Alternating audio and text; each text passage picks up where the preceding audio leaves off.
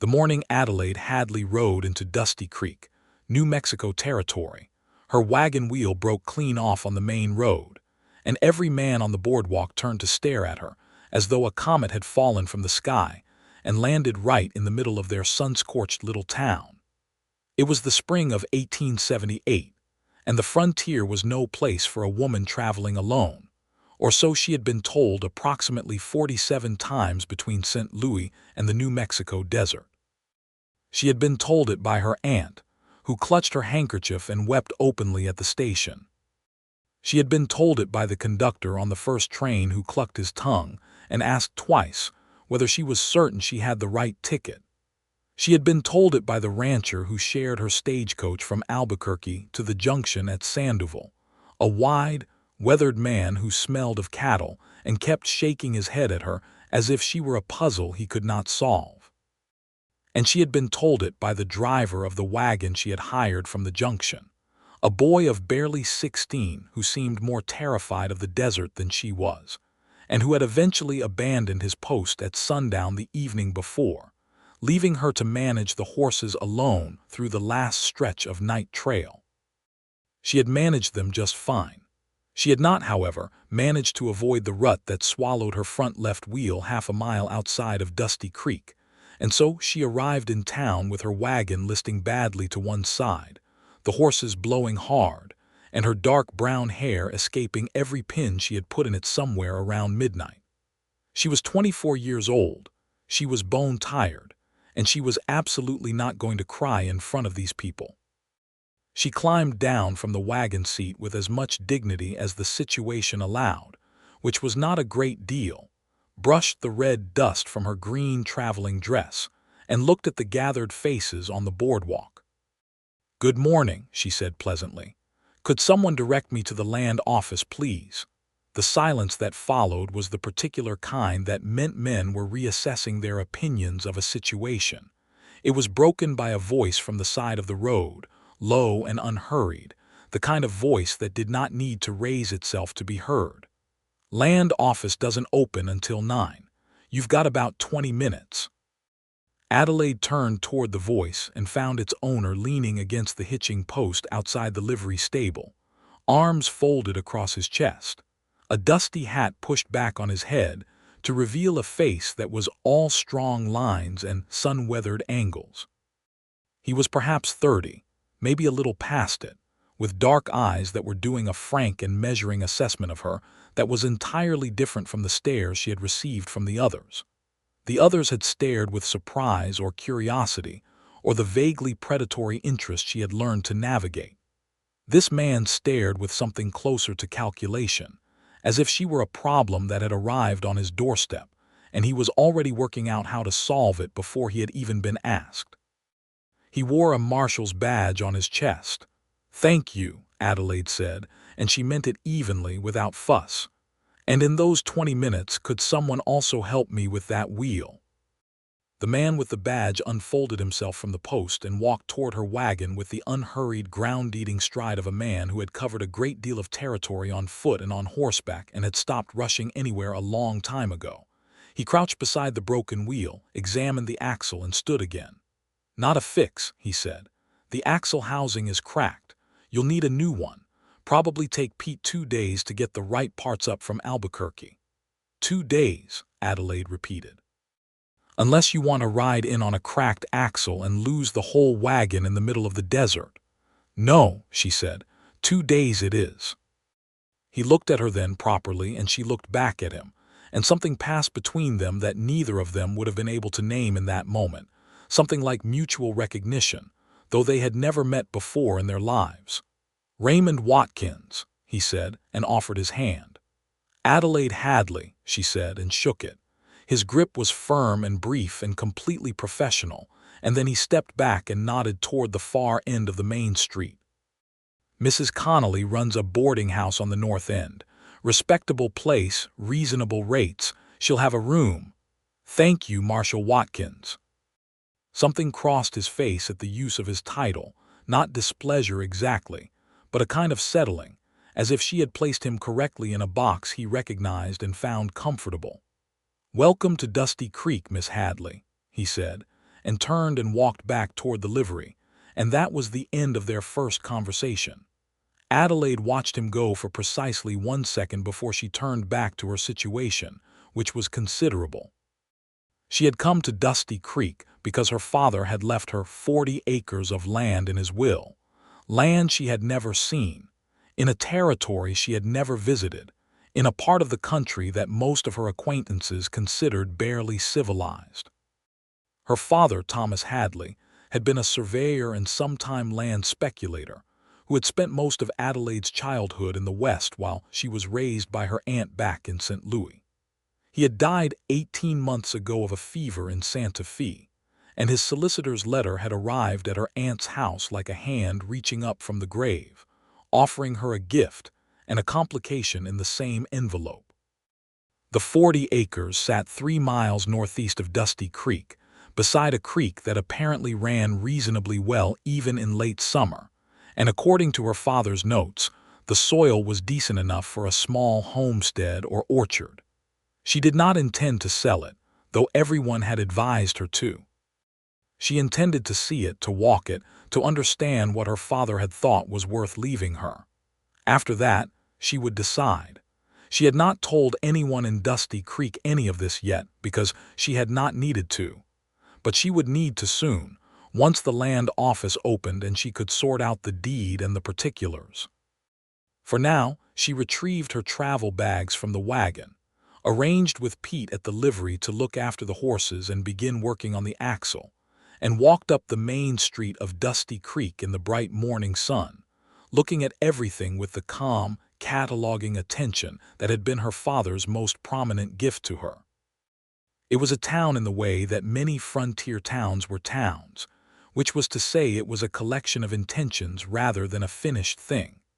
There was a general store that doubled as a post office, a saloon with a piano that someone was already playing despite the early hour, a barber, a small church with a lopsided steeple, and a squat adobe building with iron bars on the windows that was presumably the jail. The streets were dirt and the buildings were mostly wood, bleached pale by the relentless sun, and the whole place sat in the middle of an enormous landscape of red rock and sage and sky that was so vast and so piercingly blue that Adelaide stopped in the middle of the road for a moment just to look at it. She had grown up in a city. She had not known that places could look like this. She found Mrs. Connolly's boarding house and was given a clean, spare room with a window that faced east, and she washed the trail off her face and hands, repinned her hair into something resembling order, and went back out to the land office at 3 minutes before 9. The land office was run by a man named Gerald Prout, a thin, fastidious man in a surprisingly good suit, who clearly considered himself several social cuts above his surroundings.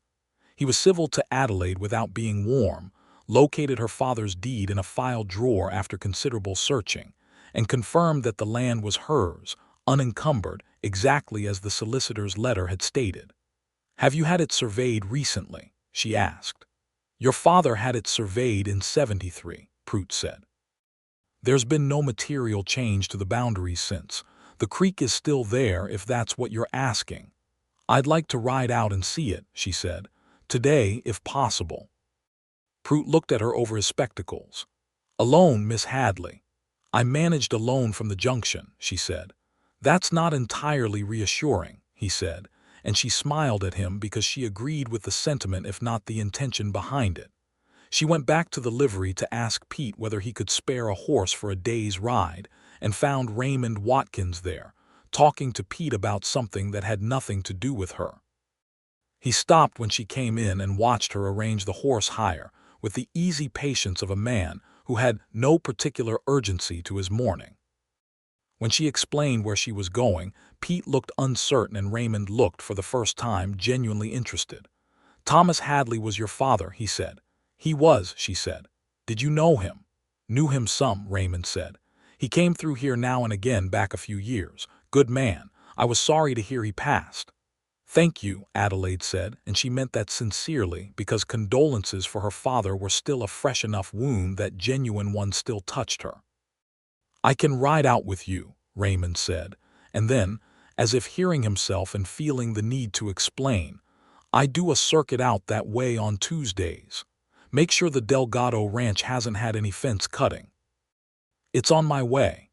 Pete very carefully did not look at either of them. "That would be appreciated," Adelaide said, and did not question the coincidence of his Tuesday circuit, because she was a practical woman and a companion on an unfamiliar trail was a practical thing.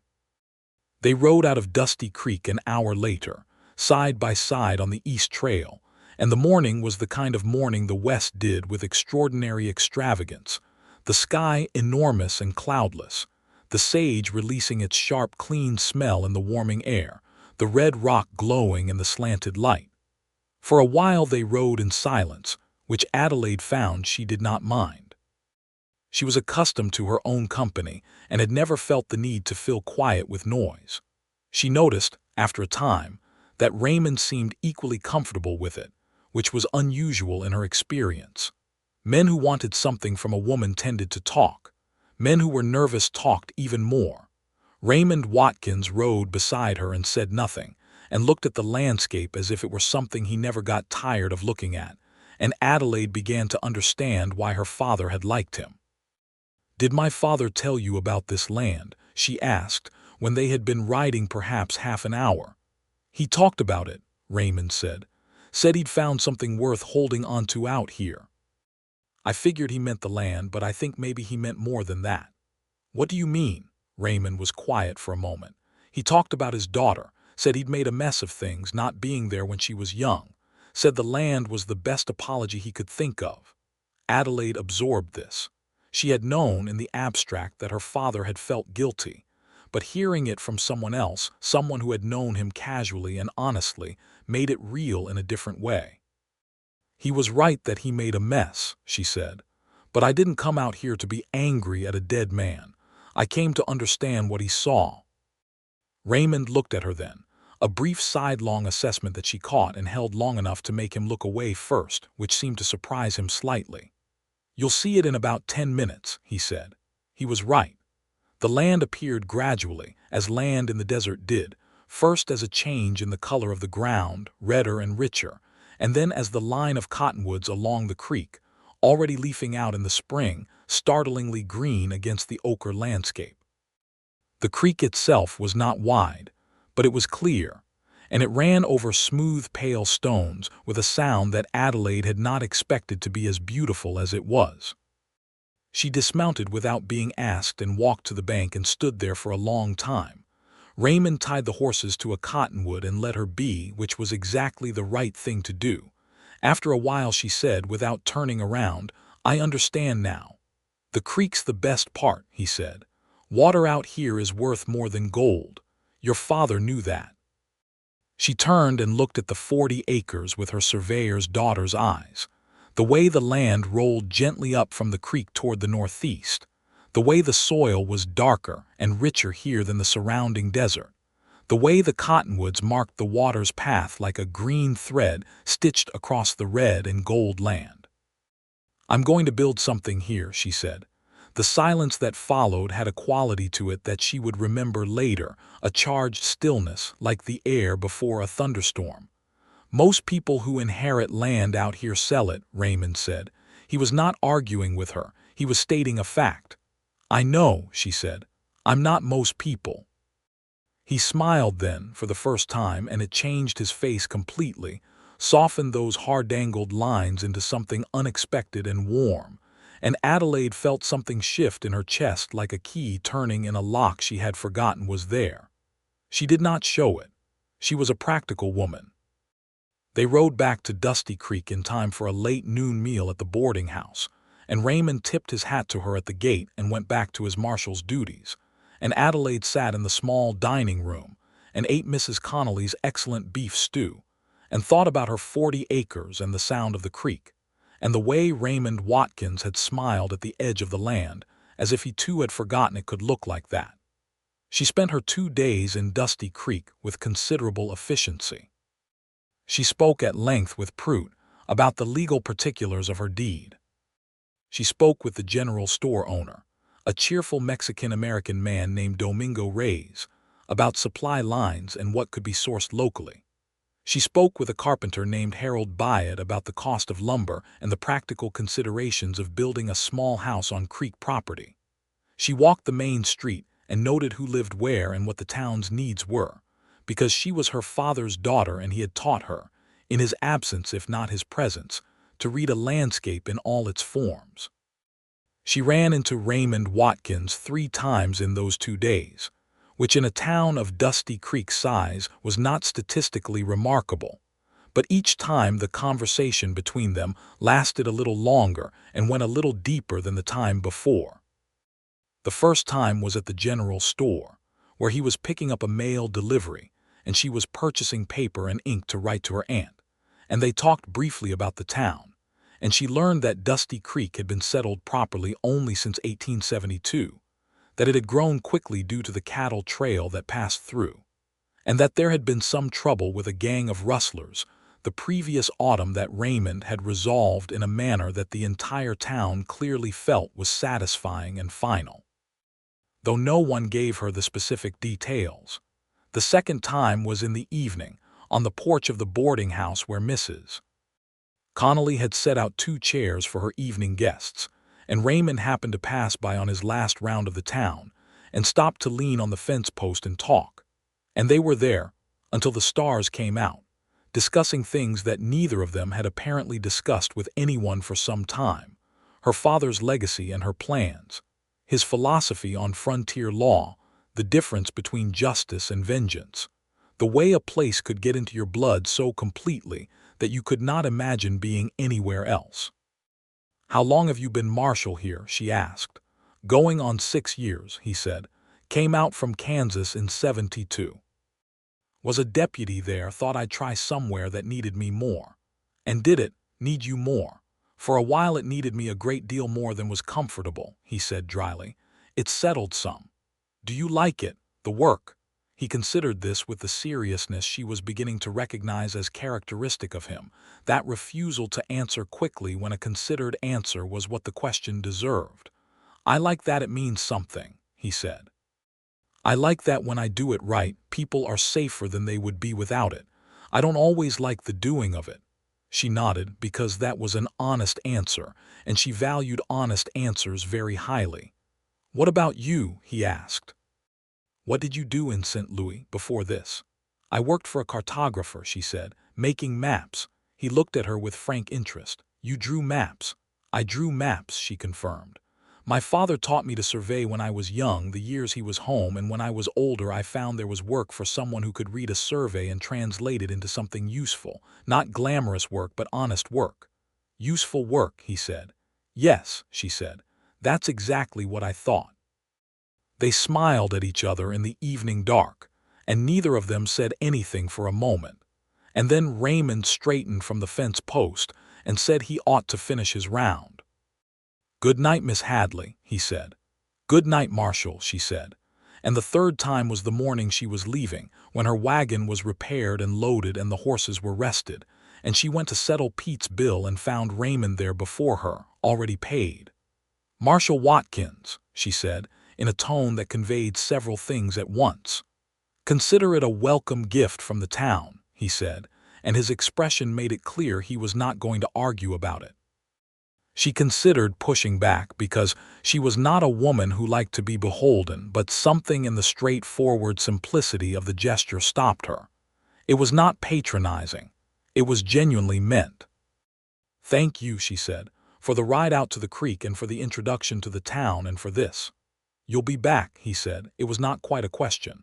"I'll be back in 3 weeks," she said. "I need to arrange a few things in Albuquerque, building supplies mostly, and I have to write to a friend who may be willing to come out and help me establish the homestead in the first season." 3 weeks, he said.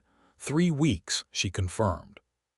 She drove her wagon out of Dusty Creek as the sun climbed above the red rock ridges, and she did not look back.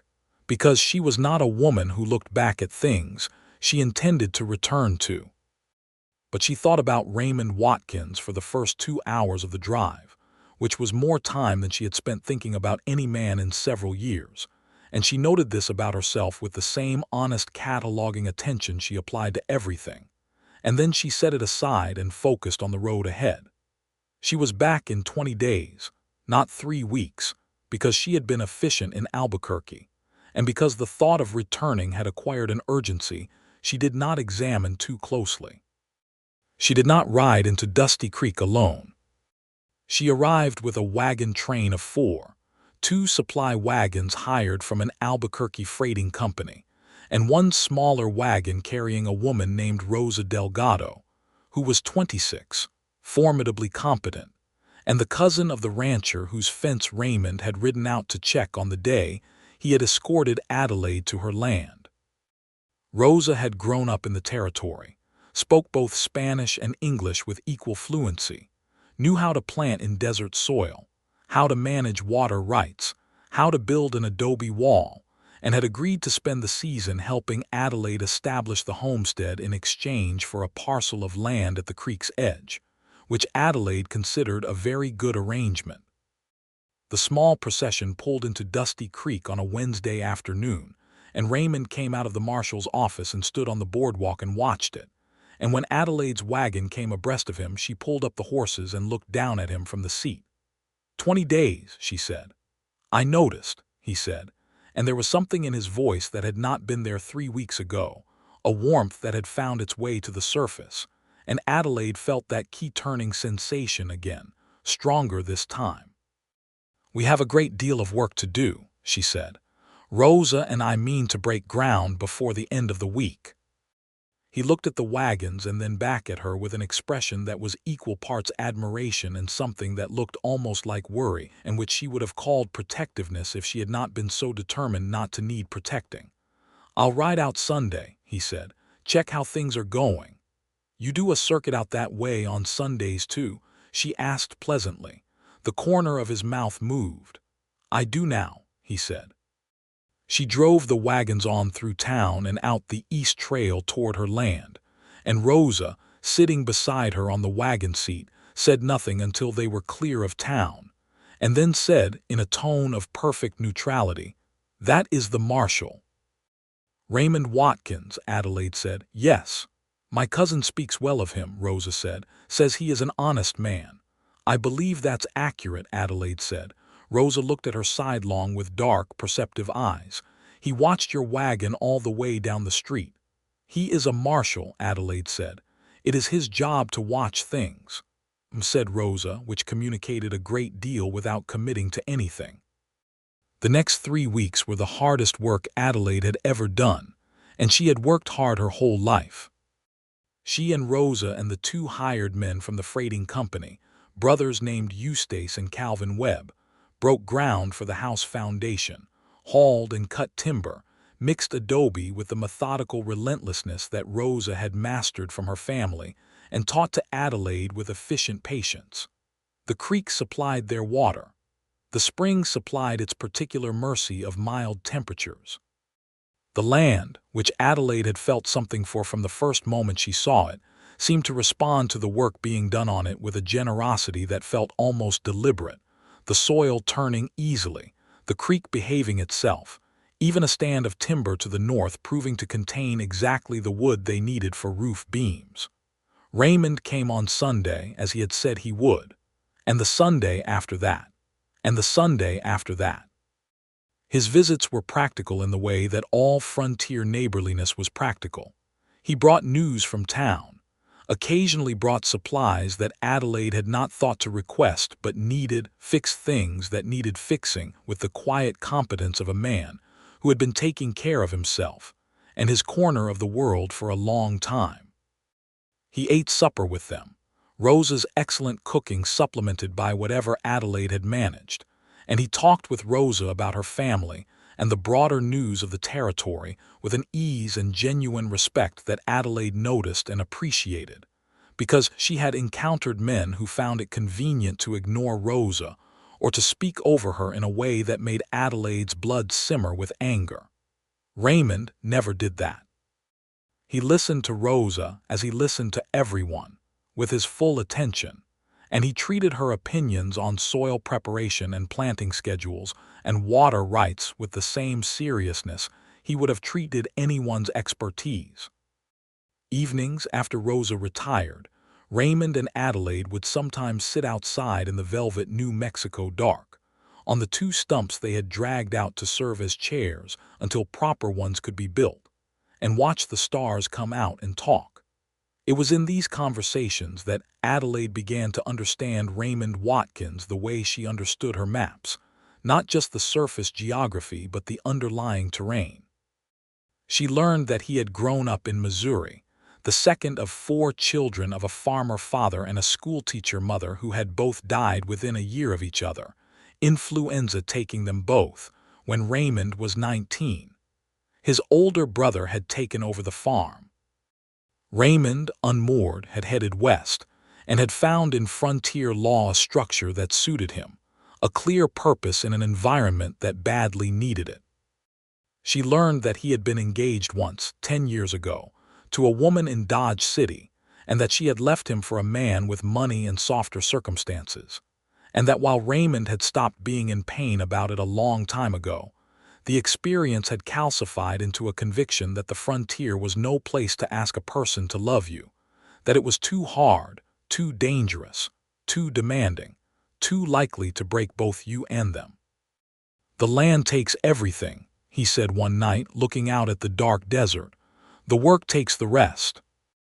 I've seen men try to hold a family together out here and watch it fracture because there was never enough of anything, not enough safety, not enough ease, not enough of themselves left over after the work was done to give to the people they loved. I decided a long time ago I wasn't going to do that to somebody." "You decided that," Adelaide said carefully, "for someone else." "For everyone," he said. "For myself." She looked at him in the starlight, this solid, honest, unexpectedly tender man who had built a wall around himself out of practical reasoning and called it wisdom. "That seems like a fairly large decision to make on behalf of hypothetical future people," she said. He looked at her. "I suppose it does," he said, "when you put it that way." He left soon after, and Adelaide sat in the dark for a long time, listening to the creek running over its stones and the distant sound of an owl somewhere in the cottonwoods. She did not tell herself she was not falling in love with Raymond Watkins.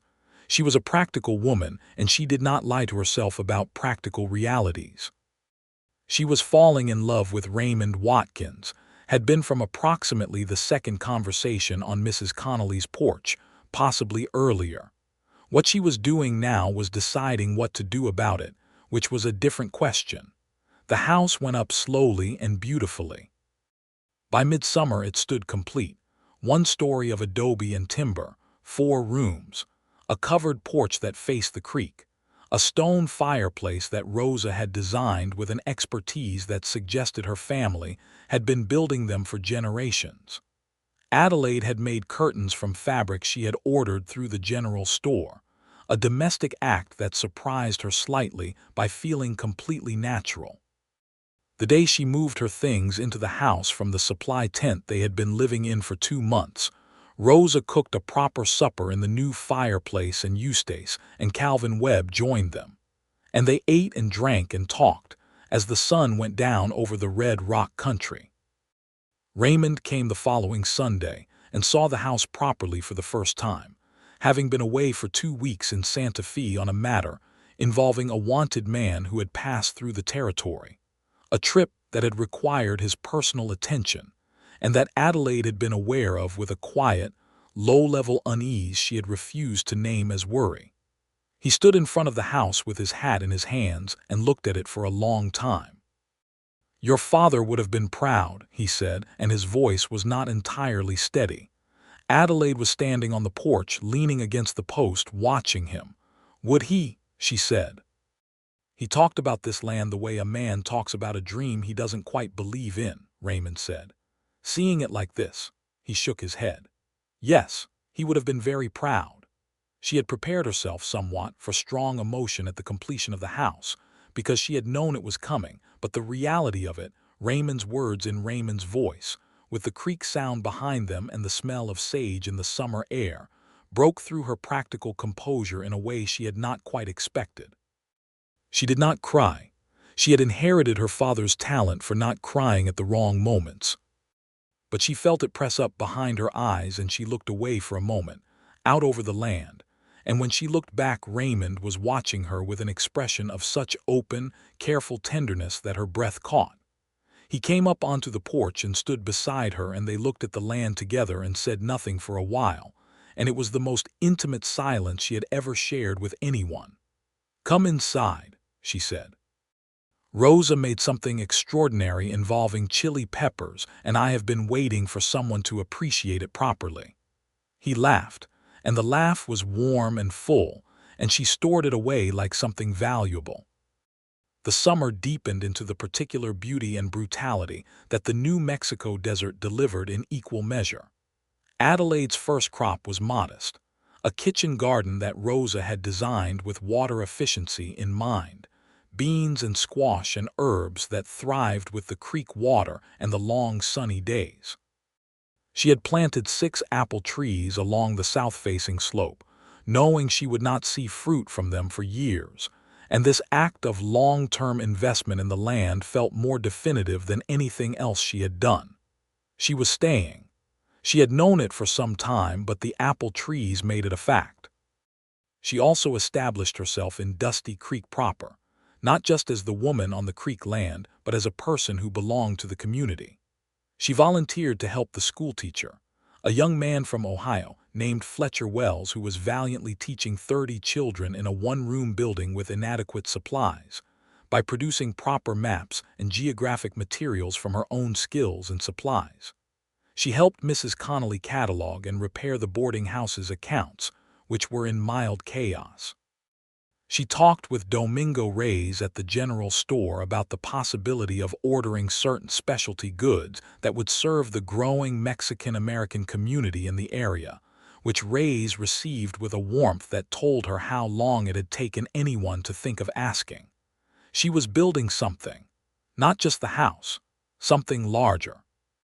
Raymond watched all of this with an expression that grew progressively harder to categorize as merely professional appreciation, and Adelaide was aware of it with the part of her mind she had set aside for awareness of Raymond Watkins, which was, she had to admit, a fairly substantial part.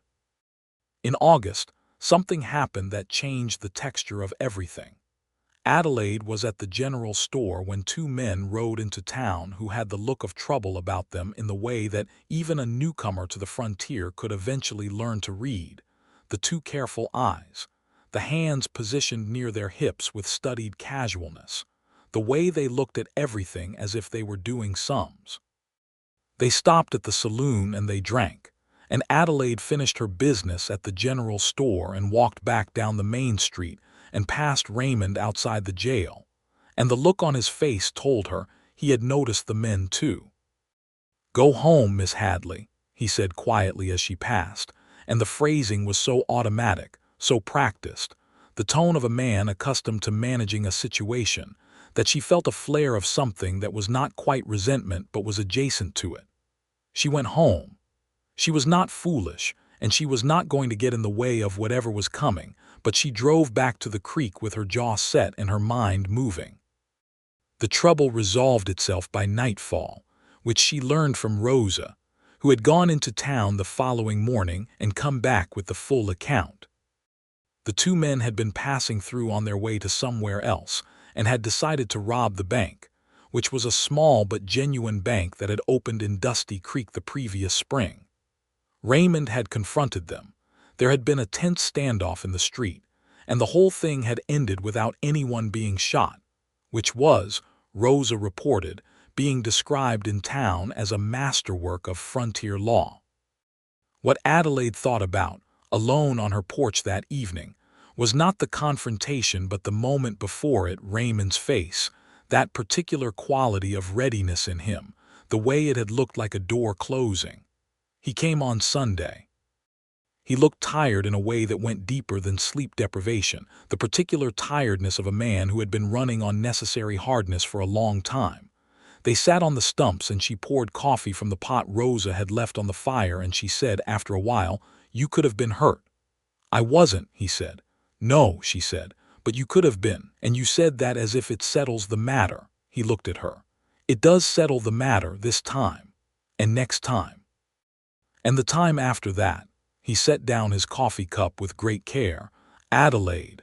It was the first time he had used her given name. She felt it like a hand placed on her shoulder, deliberate and warm. I know, she said. I know what you believe about the frontier and love and what the land takes. You told me. And I have been sitting here all summer watching you believe it, and watching you act against it with every visit and every supper and every conversation. And I think the belief and the man who holds it are not as well matched as you think. The silence after this was different from their other silences, tighter, full. You deserve more than this, he said, and she heard the old calcified wound in his voice, the engagement in Dodge City and everything it had taught him about what he could offer and what was enough. What if I told you I disagree, she said. Not to argue with you, but as a practical matter. As someone who came out here with a deed to 40 acres and no knowledge of how to lay a foundation in adobe clay, and who has spent the summer building something she intends to keep, I am not afraid of hard. I am not looking for easy. I am looking for honest and real, and with someone I respect and trust and have come to feel for very considerably. And those things are sitting right in front of me, and I am not interested in leaving them alone, because you made a decision once about what love on the frontier could endure. Raymond Watkins sat very still for a long moment, his hands around his coffee cup, his eyes on the creek catching the last light of the evening. Considerable, he said. That's a practical word for it. I am a practical woman, she said. Adelaide, he said, and this time the name carried everything he was not quite able to organize into sentences yet, and she waited.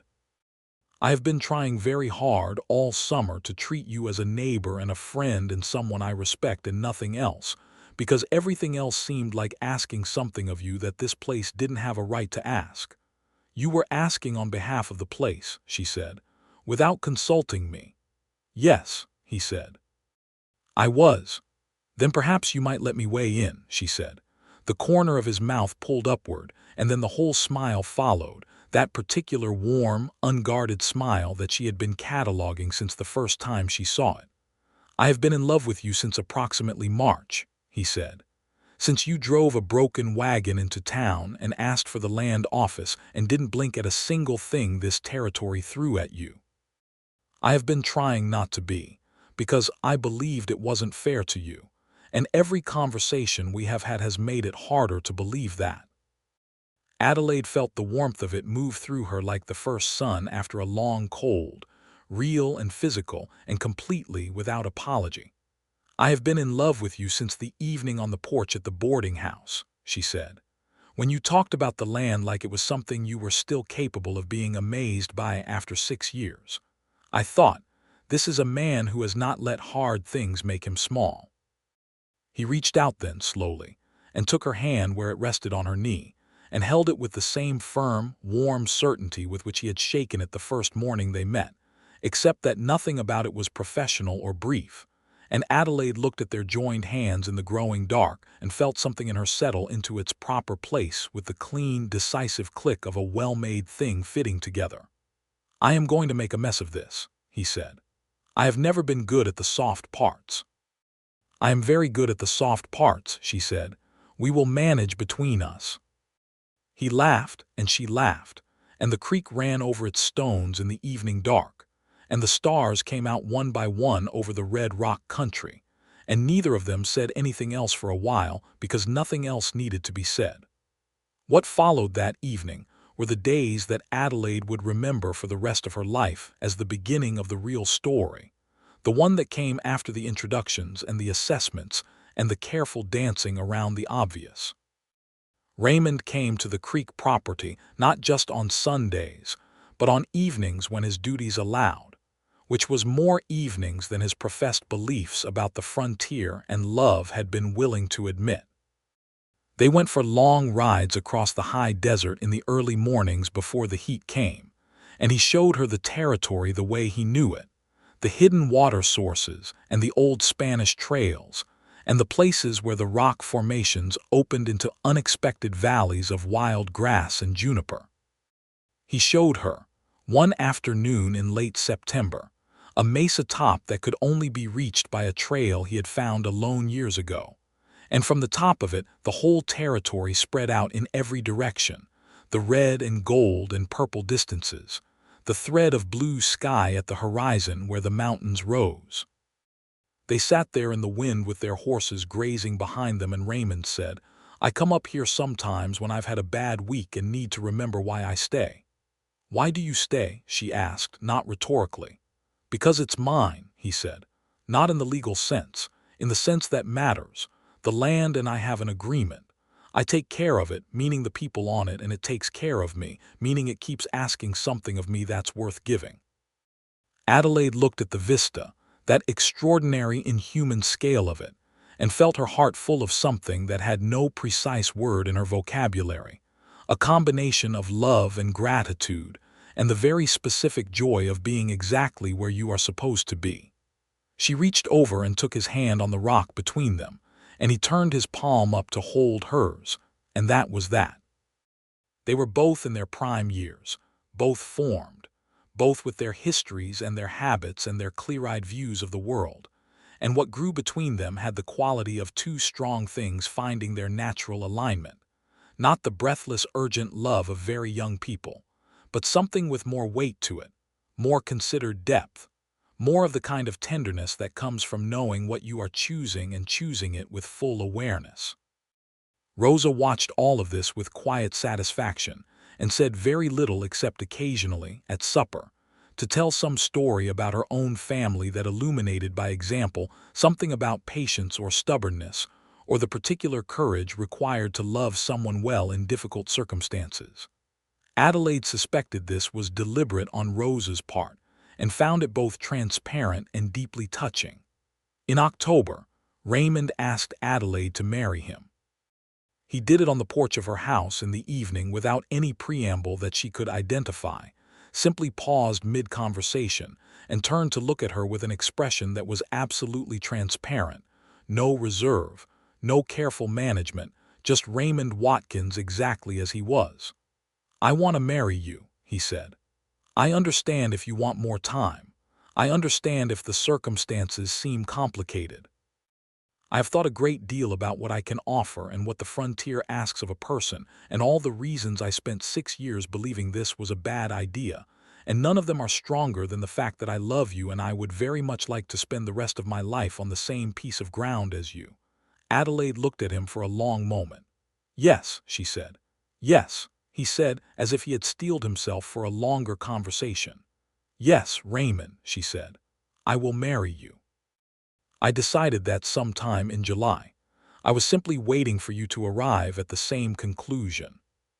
He stared at her, and then the laugh came out of him, full and helpless, and she laughed too, and he reached out and drew her to him, and she rested her head against his shoulder, and they sat on the porch while the stars multiplied overhead, and the creek sang its constant song, and the apple trees stood in their patient row along the south slope, growing toward a future that was now, finally, fully inhabited.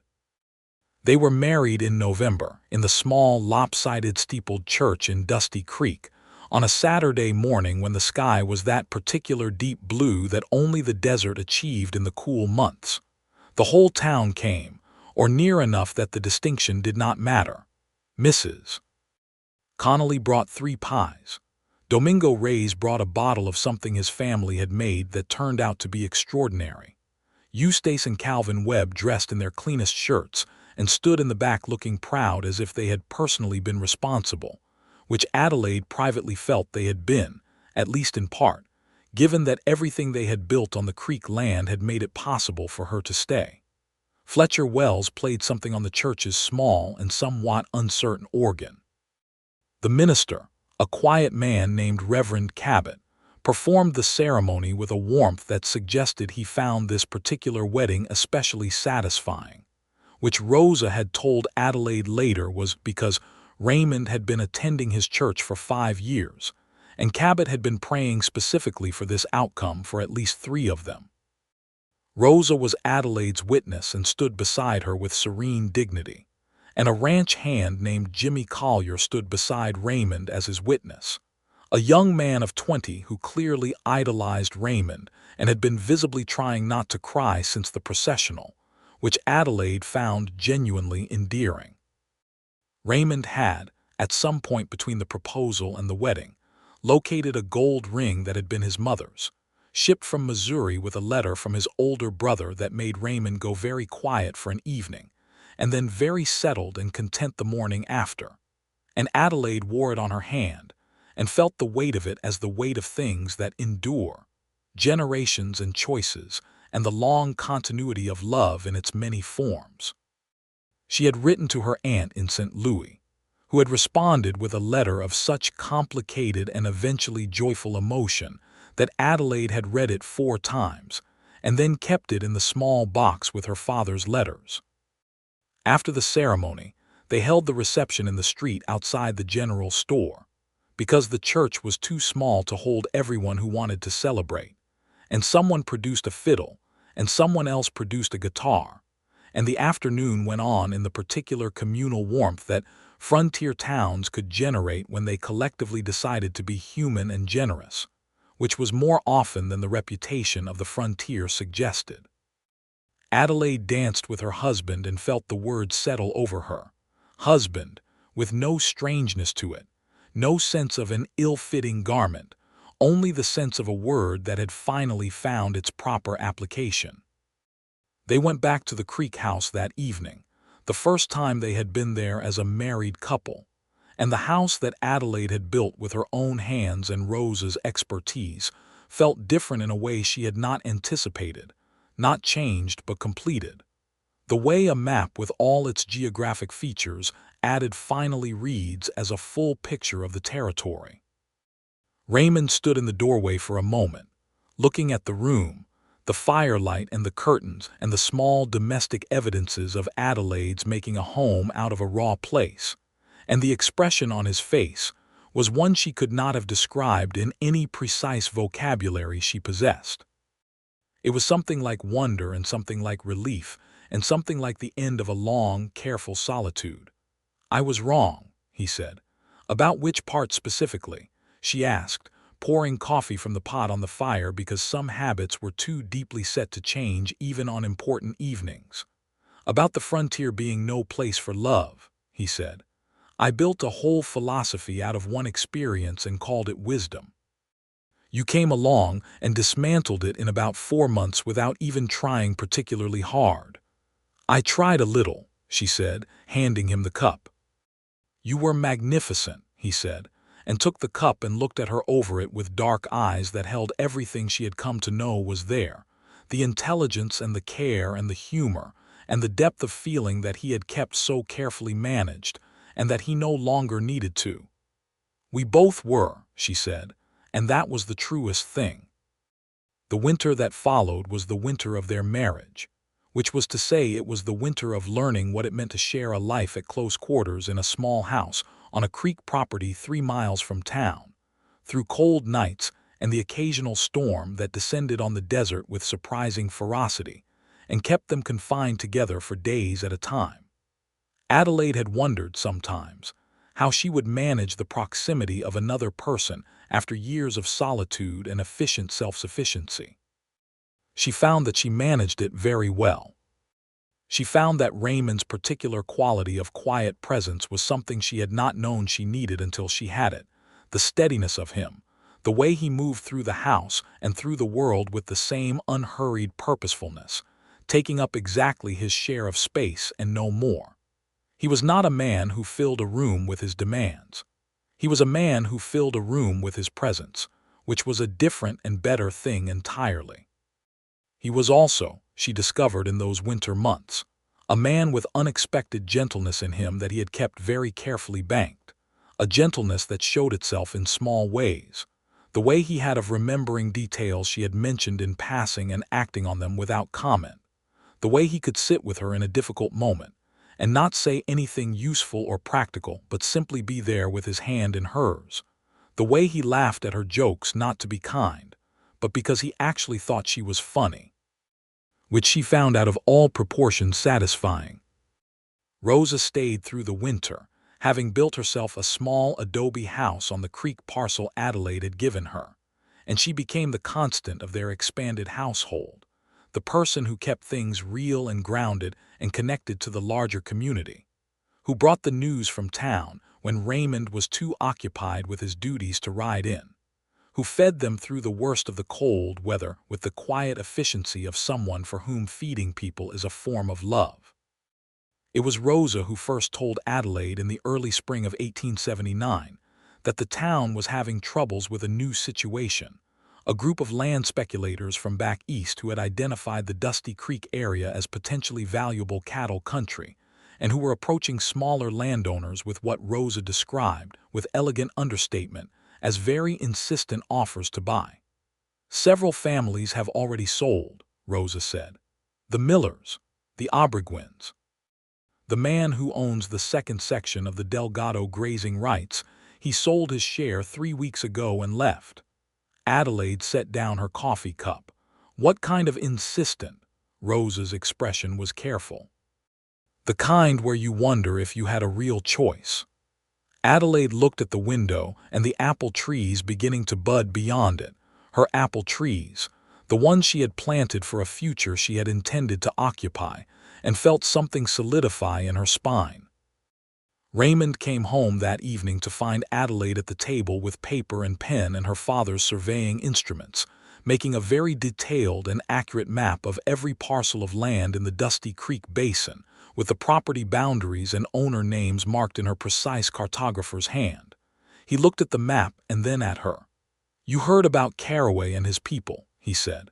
"Rosa told me," she said. "Pull up a chair." Pulled up a chair. "The law as it stands doesn't give me a great deal of room to work with," he said, sitting across from her. "Buying land legally, even with aggressive persuasion that stops short of provable coercion, isn't something I can arrest someone for." "I know," she said. "I'm not thinking about arrests, I'm thinking about information." She turned the map toward him and pointed to the 3 parcels that had already been sold, their positions in the basin, their relation to the creek and the trail. "They're buying toward the water," she said. "This is a systematic acquisition. They want to control the water access, which means they can effectively control who can operate ranches in the basin without ever having to threaten anyone directly." Raymond looked at the map, and his expression shifted into the particular sharp attention that she had come to associate with him working a problem. "If they get the Jensen parcel," he said, pointing, "they'd have continuous creek frontage from the north end to here, and Jensen has been having a hard winter." "I know," Adelaide said. "I want to go talk to Jensen tomorrow." Raymond looked at her. "Not to tell him what to do," she said, "to make sure he knows what he's selling if he sells. And to ask if there's something we can do to help him through the hard part so that selling isn't the only option." Raymond was quiet for a moment, and then he said, "There's also the matter of what we're doing to the families who have already sold. They didn't leave by choice." "No," Adelaide said, "they didn't. The injustice of it sat between them plainly. The territory had a long history of people being moved off land they had worked and loved, sometimes by force, sometimes by the kind of economic pressure that left the appearance of choice while removing its substance, and neither of them was willing to look away from that pattern simply because this particular version of it was happening to people they knew. They spent the next month building a case, not a legal one, though Raymond was meticulous about assembling every provable fact, but a community one. Adelaide mapped everything, both the physical land and the human geography of the situation, who owned what and for how long, and what the water access meant to each operation. She talked to families. She talked to Domingo Reyes, who had been approached by the speculators and had refused them with the kind of magnificent politeness that contained absolute immovability. She talked to Gerald Prout at the land office, who turned out to be, under his fastidious exterior, a man of genuine principle who had been disturbed by what he was seeing in his records and who was relieved to have someone to talk to about it. Raymond worked the legal angle, writing to the territorial government in Santa Fe, corresponding with a lawyer he knew there named Marcus Webb, no relation to the brothers, who specialized in land law and was familiar with the tactics Caraway's group had been using in other territories. It came to a head in April, at a public meeting that Adelaide organized and Raymond convened in the saloon, the only building large enough to hold the 30-odd families involved. Caraway himself came, a smooth, well-dressed man from New York who looked at the assembled ranchers and farmers and homesteaders with the polite contempt of someone who had already decided they were obstacles rather than people. Adelaide stood up in front of the room, her map spread on the bar behind her, and she talked clearly and without drama about what the records showed, what the acquisition pattern meant, what the families who had already sold had lost, and what those who remained still had. She was not inflammatory. She was precise and factual and completely devastating, and the room was very quiet while she spoke. Raymond sat at the back of the room and watched his wife dismantle Caraway's position with a surveyor's map and 3 months of careful research, and the expression on his face was one that Rosa, seated next to him, would later describe to her cousin as the look of a man who has realized in public how lucky he is. Caraway left Dusty Creek 2 weeks later. The territorial government, prompted by Raymond's letters and Marcus Webb's legal intervention, opened a formal inquiry into his acquisition practices in 3 territories. 2 of the families who had sold made complaints that, combined with the inquiry's findings, eventually resulted in settlements that partially compensated them for their losses. The Obreguins came back to Dusty Creek in the fall, and Domingo Reyes helped them find a new parcel and start over. The Jensen parcel stayed with the Jensen family, who turned out to be managing just fine once they had a reasonably priced supply contract with a cattle operation in Albuquerque that Adelaide had connected them with through a contact she had made during her time there. Life on the creek land settled back into its rhythms, which were the best rhythms Adelaide had known, productive and varied and full. She continued her mapping work, which had grown into something more than personal use as she began producing territory maps for local use, detailed practical documents that were better than anything the government survey office was producing, and which she sold to the land office and the freighting companies, and eventually to a publishing house in Santa Fe that printed them under her name with her full and satisfied permission. Adelaide Watkins, the maps read, and the correction from Hadley had been her own choice, deliberate, without losing anything of who she had been before, simply adding to it. Raymond's work as marshal continued, because the territory continued to need it, but something had changed in the texture of it. The particular loneliness that frontier law enforced had been lifted, and he came home from difficult days to warmth and light, and Adelaide at the table working on something with the focused intensity that he found as beautiful as anything he had ever seen. And the frontier's demands on him remained as real as they had always been, but they no longer felt like they were consuming him whole. He told her this one evening, in the way he had of saying important things simply, without building up to them. "I used to come home to a room," he said. "Now I come home to something. I didn't know how much that mattered until I had it." "You came home to a room for a long time," she said, "and you were fine." "I was managing," he said. "There's a difference." She looked at him across the fire-lit room and felt the love she had for him as a constant, warm, present thing, not the lightning strike of first feeling but something deeper and steadier, the kind of love that knows what it is and does not need to announce itself. "Yes," she said, "there is." The apple trees bore their first fruit 3 years after planting, small and tart and extraordinarily delicious, and Adelaide stood in the orchard on a September morning and ate one standing under the branches, and felt something she could only call complete. She had brought the trees from dormant stock and coaxed them through their first years with the creek water and her careful attention, and here was the result, tangible and sweet, the patient long-term investment made good. Raymond found her there and took one from her hand and bit into it, and his face said everything. "Next year there will be twice as many," she said. "I know," he said. "You planted for it." They had been married 2 years by then, and Adelaide was expecting their first child, a fact that had arrived into their lives in the spring, with the quality of a door opening in a wall they had known was there, but not quite known what was on the other side. Rosa had known before Adelaide told her, with the particular perceptive accuracy that characterized everything Rosa did. She had simply, one morning, begun modifying the kitchen garden without being asked, adding the particular herbs that Adelaide would need in the months ahead. Raymond had been, when Adelaide told him, very still and very attentive in the way he was when the world had just done something significant that he needed to absorb fully before he could respond. He had taken her hands in his and looked at her, and the expression on his face was one she catalogued as new, something she had not seen in him before, a kind of solemn, awed happiness that went all the way down. "Are you afraid?" he had asked.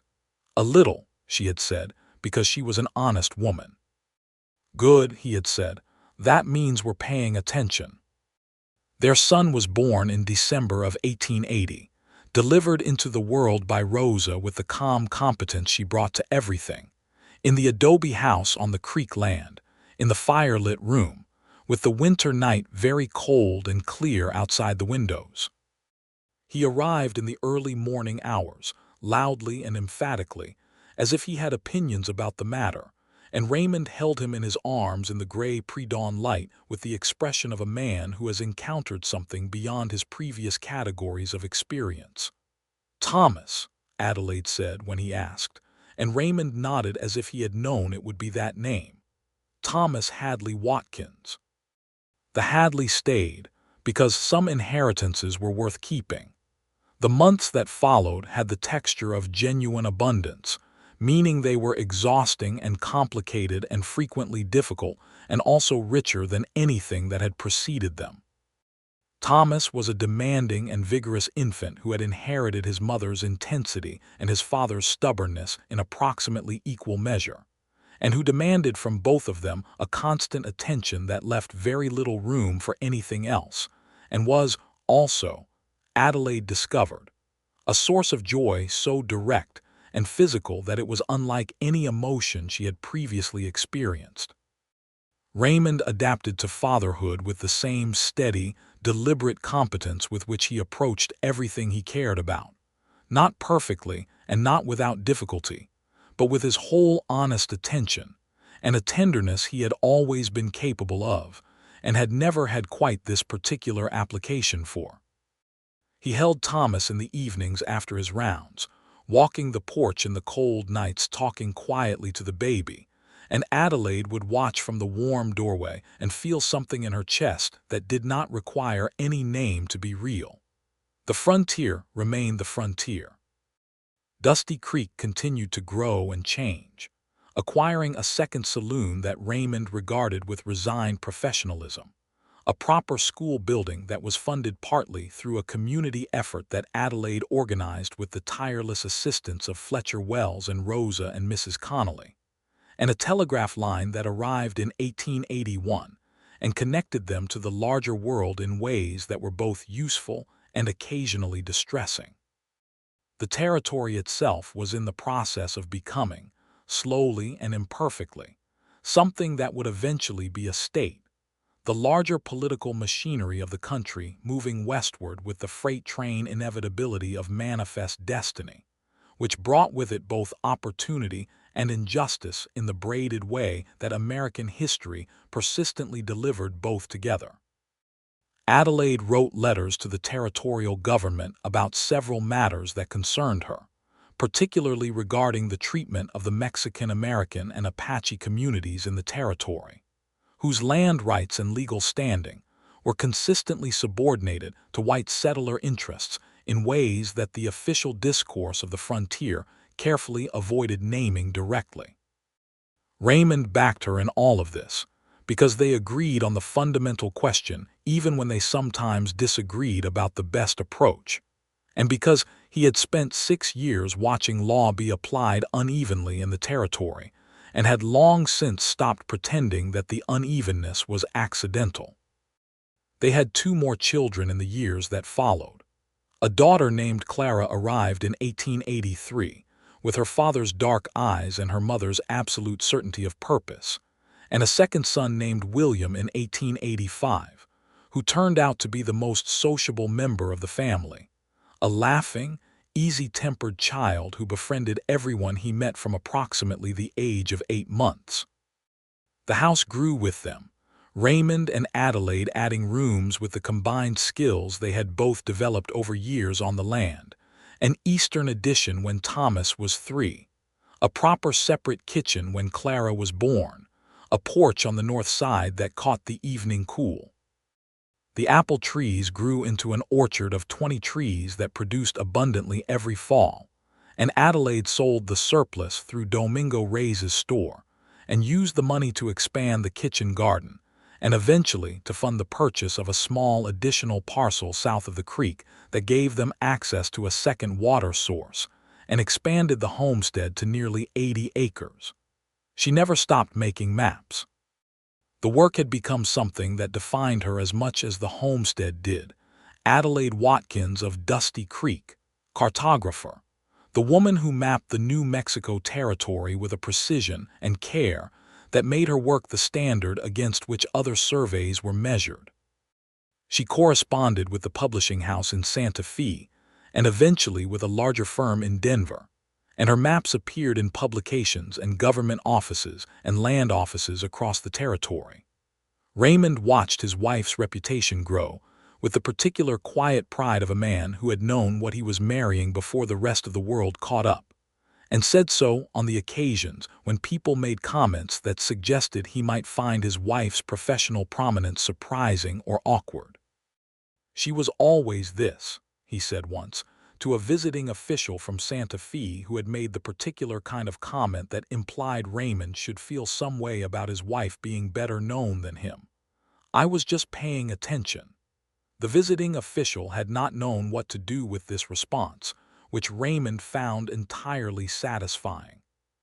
Thomas grew into a boy who was both his parents' children in the plainest possible terms, methodical and intense about the things he cared about, which by age 8 were horses, the creek and its fish, and a profound desire to understand how the land worked in its geological and physical dimensions that clearly came from his mother's blood. He followed Raymond on his rounds when he was old enough to ride, and the two of them together on the trail were so obviously matched in their quiet, attentive way of moving through the world that Adelaide sometimes watched them ride out and felt love as a physical sensation in her sternum, warm and complete. Clara, 2 years younger, was her own person with an authority about it that brooked no argument from very early on. She attached herself to Rosa with the instinctive recognition of one competent person for another, and by the time she was 5, she was spending long hours in Rosa's garden learning the names and properties of everything that grew there with the focused seriousness of a student who intends to master the subject. Rosa taught her in Spanish and English with equal facility, and Clara moved between the two languages with the ease of a child who has never been told there is a reason to choose.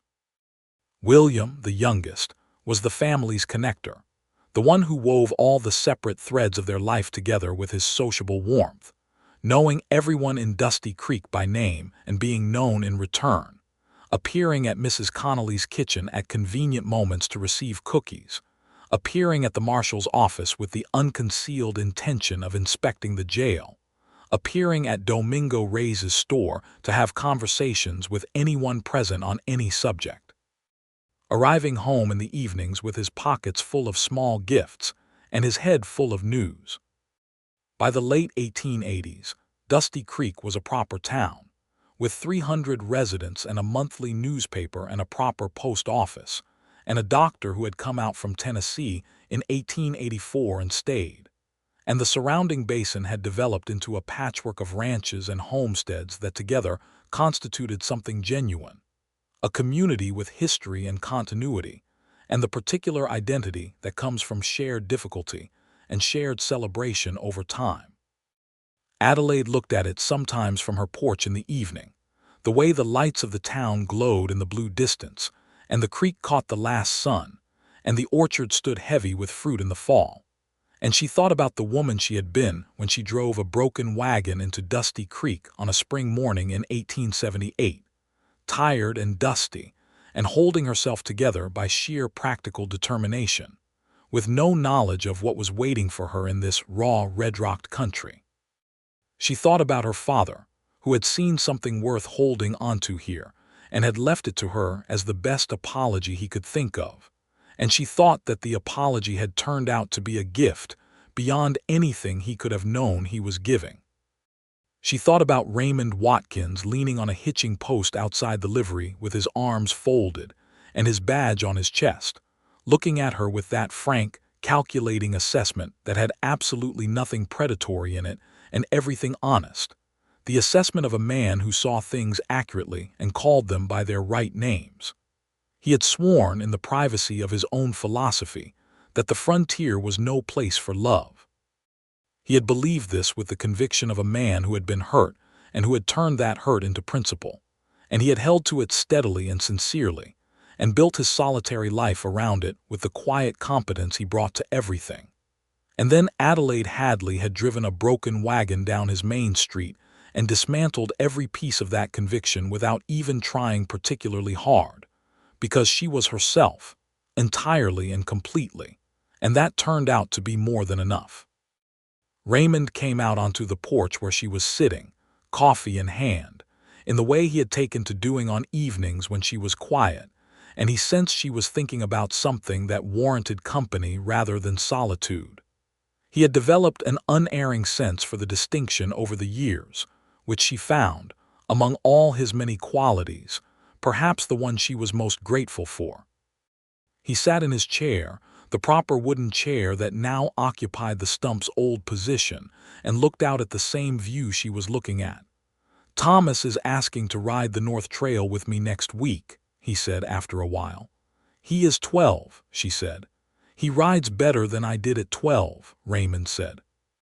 "Better than I do now, possibly," Adelaide smiled. "Take him." "I intended to," he said, "but I wanted to tell you first." She reached across the space between the chairs and put her hand on his, and he turned his palm up as he always did, a gesture so habitual now as to be reflexive, and held her hand in the evening warmth. "Clara told Rosa today that she intends to be a doctor," Adelaide said.